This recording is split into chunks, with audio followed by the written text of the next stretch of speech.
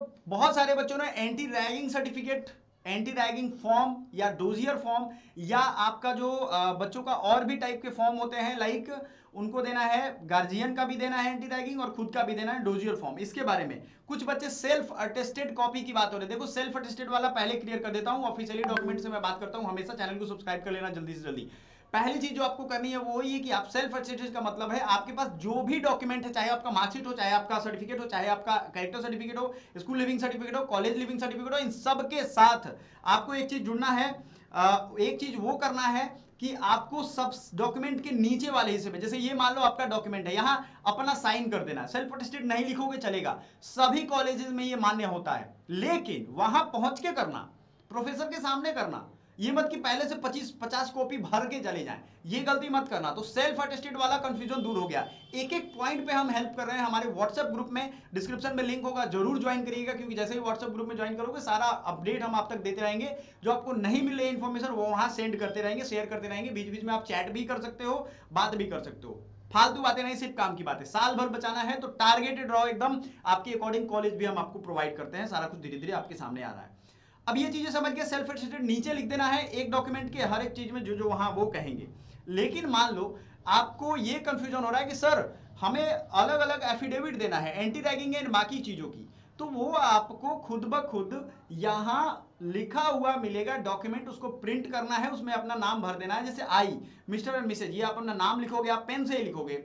Admitted to dash course, मान लो आप LLB लिखोगे तो वो बताएंगे फैकल्टी ऑफ लॉ लिखना है या क्या लिखना है। उसके बाद परस्यूट द 3 ईयर क्लॉज, ये वो पढ़ के आगे बढ़ना है। Declare this dash date month year लिख देना है, सिग्नेचर ऑफ डिपोनेंट। अब यहाँ गार्जियन का अलग होगा और स्टूडेंट का अलग होगा। एंटी रैगिंग मतलब अगर आप रैगिंग करते हो तो आपका दुनिया का कोई भी, इंडिया का कोई भी कोर्ट आपको नहीं बचा पाएगा। ये आपने खुद लिख करके दिया है तो आप रैगिंग के मामले में जाओगे। और मैं बता रहा हूँ बीएचयू का मेरा अपना एक्सपीरियंस है, जो मैंने देखा है, वहां यूजीसी की टीम आती है इसको जांच करने के लिए। अगर आपने कंप्लेंट कर दिया तो बहुत सीरियसली लेते हैं, एकदम रैगिंग फ्री कैंपस है बीएचयू। ठीक है, बीएचयू से मैंने खुद पढ़ी है तो ये बात कर रहा हूँ। रैगिंग फ्री, कोई भी छोटी सी चीज के लिए भी रैगिंग नहीं करेगा, क्योंकि प्रोफेसर टेंशन लेना नहीं चाहते हैं और ये सब बड़ा टेंशन वाला काम होता है। ठीक है, तो याद रखिएगा वो आपको ये सब भर के देना पड़ेगा कि भाई हुआ तो आप जिम्मेदार हो इसके लिए। वेरिफिकेशन करेंगे और ओथ कमिश्नर ये सब अपना करते हैं, करके आपको फॉर्म भर के वो दे देंगे। दूसरी चीज है डोजियर क्या होता है। देखो ये डोजियर की 4-5 कॉपी बीएचयू आपको जमा करवाएगा, फोटो रहता है इस पे। ये एक डीन ऑफिस चला जाएगा, एक सेंट्रल ऑफिस चला जाएगा, एक आपके अगर हॉस्टल मिलता है तो हॉस्टल में रहेगा, और एक फैकल्टी में रहेगा, और हॉस्टल नहीं मिला तो सिटी डेलीगेसी में रहेगा।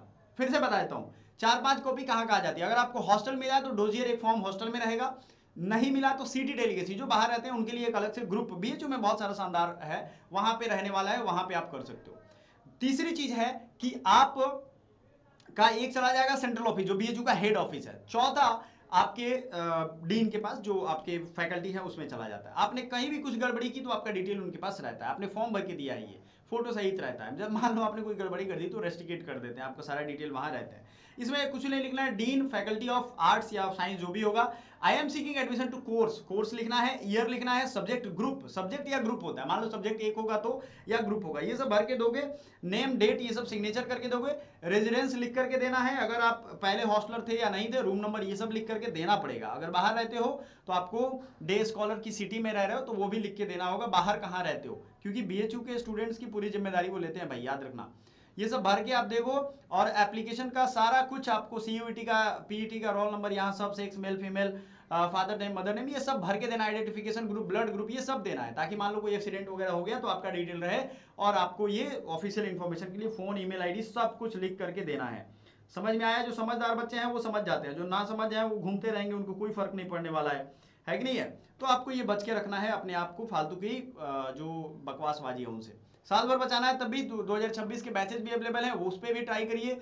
अगर आपका बहुत कम नंबर है तो आप वहां से जाकर के कर सकते हो। समझ में आया? चलो, तो ये भी इंफॉर्मेशन हो गया आप सभी का। कंप्लीट इंफॉर्मेशन हम डेली के डेली प्रोवाइड कर रहे हैं। और